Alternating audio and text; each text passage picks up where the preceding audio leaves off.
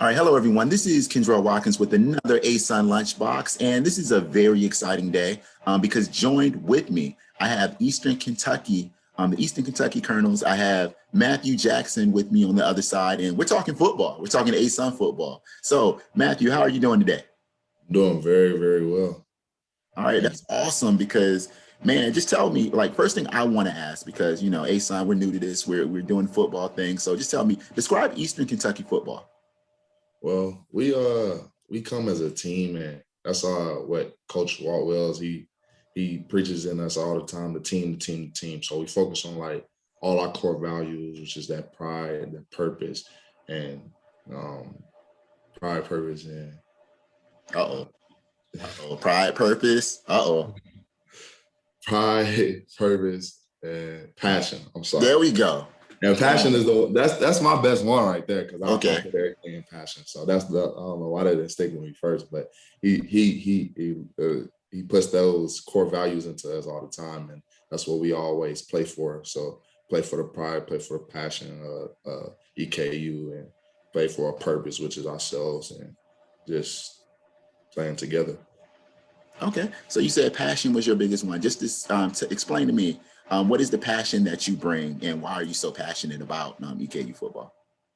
I'm passionate about EKU football because I've been here for 4 years. So just all the stuff and all the time that I put in, all the blood and tears that I put in into this program is just now it's rewarding me because of how I'm playing on the field and stuff like that. So I'm passionate about showcasing my talent, showcasing everything that I've been working for, and also showcasing what my family is for. So like my brand and what I come into and bringing into Eastern Kentucky is just so that's my number one right there.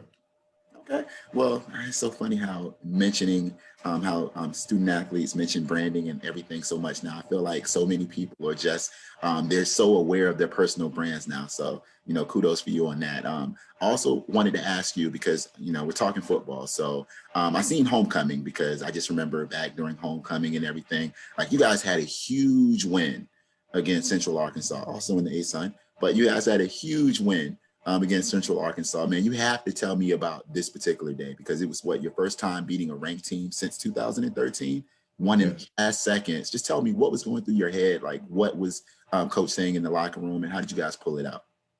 Coach keeps it calm in the locker room. He just tells us to play our game and go out there with our three core values, and we go out there and play hard.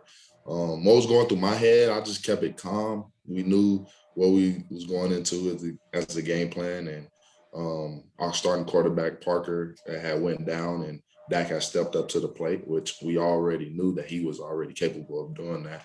And he threw a perfect dime to Matt Wilcox in the closing seconds of the game, and we was all celebrating and all happy and stuff to pull that tough game through. Give credit to Central Arkansas right there, but we just kept our composure, didn't let anything get outside of us to for us to fall apart. So just keeping us together and coaches just keeping us on topic and on stride is what was key to that win. Awesome. And I see like just again playing with passion. Yeah, you led the team with 11 tackles. You also led the team on the season in tackles, but going into that game, you had 11 tackles, 6 solos. Just what was your mind state? Because I know you were keeping it cool, but just what were you saying, and just to where you were able to lead the team in tackles? I just tell myself to attack today. So I just go in and attack mode, and I just feel like if I can hit that person as hard as I can and disrupt the ball, that's what we always preach on the defensive side is disrupting the ball from the person with it, and all about attacking and tackling. And I just pride myself. I try to keep a good core. Uh, what's the right word? Core mentality of tackling. So that's what I try to be consistent with the whole year. Oops. I try to be consistent with that the whole year and just be okay, let's tackle. And then next game, let's try to get a little bit more interception, let's get more sacks. So that game was more tackling because they had like a run play action type of offense. So they like to run the ball and then throw like little dump screens and stuff like that. So just basically not getting sucked into all the little other stuff and just tackle. So yeah. Gotcha. And man, just going into it, because I just want to go back a little bit, man. What actually got you into football? Like just growing up? So I've been playing football since I was 4. So it's been a long, long journey to where I am at now. So I started out playing football at Western Nashville Broncos in Nashville, Tennessee. And other than that, I went through high school. I went to Hillsborough. Shout out to all my Hillsborough fans out there. And then I got an opportunity to play football at Eastern Kentucky, and it's just been building from there. And then, yeah, so. Okay, what made you choose Eastern Kentucky? So I had a friend that was a senior before me. I was a junior. He was a senior in high school, and he was committed, and I was very cool with him. So I was like, I want to stay close to a little bit where home was, which is in Nashville. So I'm at least 3 hours away. Then my dad, he doesn't mind traveling. So I had other stuff that was farther up north, but I wanted my mom to have a closer drive. So I chose Eastern as what's it called, the best school. And also the recruiting coordinator, he stuck with me since he was recruiting with me. And since that day, I was like, okay, well, I feel like y'all have been a family to me. I should be a family to y'all, and declare to go there. There we go. And so you guys are a family. What was it? Purpose, pride, passion? Mm-hmm. Okay, I got it. Look at me, I'm on it. So also I wanted to ask you, because this is just a random question for me, because I always want to figure it out. Like, you actually run track as well. So you run track as well. I want to know, when did you first figure out that you actually had wheels? Like, as a kid, when did you figure out you were fast?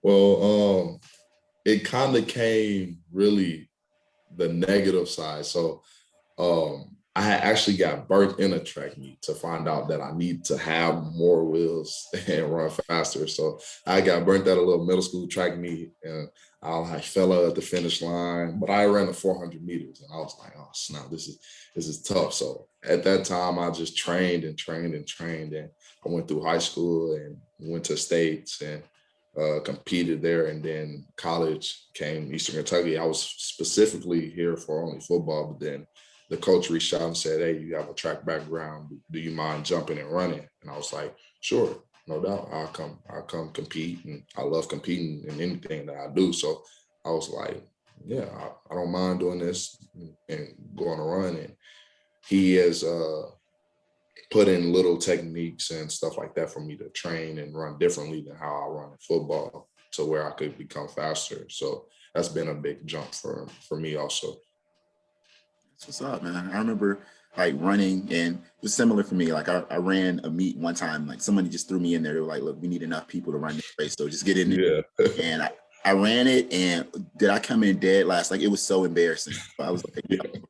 I'm not running anymore. Like, it took me, like, I'm not slow, but I was like, I felt really slow, and I don't like to lose. So I was like, yeah, I'm done with that. So, but yeah, man, that's crazy. I also wanted to ask you, just as far as in, just outside of football, just tell me some other things that you like to engage in.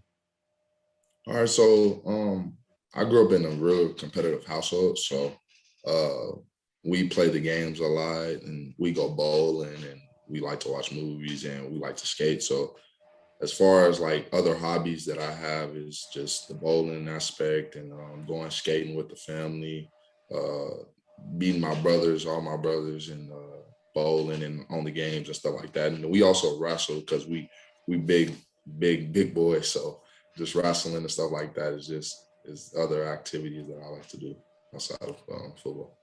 Okay. So bowling, I wanted to ask, just who's the best bowler in the household? Me, hands down. Okay. All right. Two 259 is personal best right now. Okay. All right. Because we're going to put this up on Twitter. So, your brother's going to have at it if we're out here and we're not telling the truth. So I'm going to make sure to put that piece up so they can see this and they can let us know if there's details. But yeah, because how do you, and this again for me, learning, since I'm here, it's the ASUN lunchbox, I'm going to learn on my time. So Mhm. the spinning of the ball. What is the purpose of the spinning, and like how do you make it spin? Hold up. What? Hold up. Give me the question again. I'm sorry. Okay, the bowling ball. Like Oh, yeah. Okay. purpose of the spin, and just how do you do it? So the purpose around it was because the straight bowling, which what I hold my hands like this, and you have the two fingers in the ball and the thumb. It was like kind of awkward for me because I had a big hand, so my thumb used to always get caught in the ball. So a guy at the bowling alley one day said, "Okay, try it with your thumb out and try to like when you throw it, just curve your wrist slightly." So he said, "Get your mark on how you regularly would throw the ball, and go from there, and then aim at this little the little what's called arrows that are on the ground." And since then, I've been curving it, and trying left hands and trying right hands, trying tricks and stuff like that to just get like adequate to bowling, just like you do in football. Like you got to train, you got to watch film, you got to do that. So I just have to keep going to the bowling alley, and Richmond has a really cheap bowling alley, so we just go there, spend $10 to bowl like 7 games. So I just keep bowling, just the cardinal rule, like practice makes perfect. That's basically how I've gotten so good at it. So What's up, man? Because yeah, like I just bowled like last week, and I was trying to figure out because I bowl straight because I don't bowl that often. But like I try to just hit the center pin, but just like a little off center. yeah. But I'm not getting the pin action that Mhm. I get. So it's like I want to try to spin it, but I don't play as many games like that, and we haven't found necessarily a cheap bowling spot. So I can't take all these L's because I'm really competitive also. So when I'm playing with people, I'm like, look, I have to stick to what I know. I can't be out here just experimenting. Yeah, can't be out here doing unorthodox things. Yeah, Yeah, yeah. But just you can't do gonna it. have to lose some to win some, and that's also a rule. So that just puts more like drive into me because my roommate is also super competitive, and the house is also super competitive. So bragging rights is going to last a long time if you lose. So that's why I when I had lost a couple times before, I had to always come back with my A game and make sure I was like, all right, headphones in. Okay, let's get real competitive like this is PGA bowling. That's what's up, man. Because yeah, I'm like Jordan. Like if I lose in ping pong, I'm gonna go buy a ping pong set. I'm just gonna on the low. Like you're not gonna see me practice at all. So I definitely need to get out there and bowl more. And tell me about this skating thing because I know I asked you previously, and like you actually get into skating. Like it's not just skating around a rink, man. Tell us what you're doing, and tell us more about this JB style because I have to know about this. So I grew half of up in Chicago, Illinois, and that's the style that they have. It's called JB skating, and it's more kind of like a hip hop, funky, just house music type of skate. So we skate to the beat instead of necessarily other aspects of skating, which you have like slow skaters, you have fast skaters, you have speed skaters, all different other types. So house music is like more of like some beats, and it just flows in your body. So that's just how we skate, and that's just how I grew up on. I grew up at the rink, so I would grow up since I was little, and I used to start on rollerblades, and then I had to. Oops, no. I grew up on rollerblades, and then I Mm-hmm. went to four wheels, and then um, just been skating since. So Okay, that's what's up, man. I'm gonna have to look this. I'm going to have to look this up because yeah. it's definitely something like definitely here in Atlanta because our home base is in Atlanta. So this is where we work Mhm. and everything. So I'm gonna have to figure out some new stuff to take to Cascade and um, Yeah. get into my whole skating aspect, or just go down to the Beltline and get some stuff in because yeah, they skate here also. So also because you're telling me this is the lunchbox again. So we put this out, every time we do it during lunch. I wanted to ask you because you grew up half in Nashville, half in Chicago. I wanted to ask you just as far as your food preferences, what do you like to eat? More so, like what are your favorite foods? So my favorite food is pizza. I Okay. love pizza. I love like pasta also. So basically Italian food. But Chicago deep dish is is the best ever in the world. I could eat that. and I'd still need to gain a little bit more weight. So if I was up in Chicago, still back at home, I'd probably be at the weight that I need to gain. But when I went down south, I fell in love with chicken. So Nashville hot chicken and what's called the barbecue chicken. It was a place called Knockout Wings in Nashville, but it's closed down now. And then we go to Harold's. Okay, Harold's, Chicken yeah. too. So yeah, so just basically chicken is back home, and then home cooked food. So my mama is number one always with her meatloaves and spaghettis and stuff like that. I'm still trying to get her to send me a care package right now so I can so I can get a little nice home cooked meal. But yeah. Up north, it has to be Chicago. Deep dish probably number one, and then down south, chicken number two. So Man, that's what's up, man. Like I have a friend that actually grew up in Chicago, and I went up there for his wedding, and he swears by Harold's. Like he was like, I have to eat Harold's chicken, and we have one here in Atlanta now. But when I was up there, it's way before I came here. But he was like, you have to go to Harold's. He loved Harold's so much that he took me after his wedding. Now, granted, he was getting married. Him and his wife took me to Harold's after the wedding, and they were like, "Man, we're just gonna get a 10-piece real quick." So, like, yeah, about this, need the barbecue sauce and everything. Yeah, barbecue sauce on the Harold's, and also their Italian beef, crazy. Italian beef sandwiches are wonderful there. But yeah. So that's what's up, man. But tell me, because I had someone I spoke to earlier. She just said Chicago pizza was horrible, and but her favorite pizza was cheese too. I'm going to add her on this, so we're going to talk about that. So, but I wanted to ask you, who wins? Well, first of all, deep dish pizza, because I know, like, you have your different styles. You have, New York style, you have Chicago, you have Detroit style, which I was actually introduced to. So that's a little different. That's my second, second for me. Yeah. So, but tell me, like, what can you take Chicago style to go, or is it just something you have to sit down and eat? No, I've taken it to go. Like I'll actually order a whole pizza and then kind of like put it in the oven because we won't put it back in the what's called microwave. That is kind of like that's not the way to reheat it up. So you'll put it back in the oven because it's like oven made. So put it back in the oven, it reheats up and it's perfectly fresh as new. But if you on like a date or something, or you want to take the family out for a big old night and y'all need a big thing to eat instead of like a buffet, Chicago style pizza, you can get about 2 large pizzas and that'll probably cover the whole family right there. Okay, that's what's up. Definitely have to check that out. Eat that a little bit. I like Chicago style pizza, so yeah, I'm a fan. I like Detroit style pizza as well, but I like all pizzas, so it's that's nothing for me. But I was introduced to Detroit style from, I don't know if you know this restaurant called Jets. Yeah. Yeah. I used to get some turbo crust around that and smack Jets all the time, and that's how I found out. Okay, that's Detroit style, but I was like, it's second to Chicago. All right, that's what's up, man. Well, bringing it back to football, I just wanted to ask you one last question because I know we're going into a new season, and hopefully we're going into a season where we have fans and everything. Just tell me, what are you preparing for just going into the season? What are some things you're working on personally? I'm working on trying to be a better leader for my teammates. So bringing them up because we had such a young team last year. So just instilling them the core values, instilling them the right ways of living and the right ways of how to play football is kind of my biggest thing right now. Summertime, so we're working on a lot of technique stuff. So just getting them ready for learning how to do this.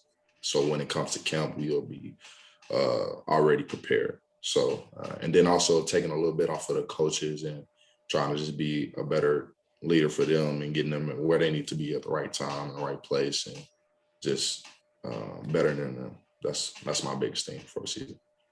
Yeah, that's no complaints on that. Just being a team leader. I know you were a team captain in high school, and like you're pretty much holding down that defensive side over there.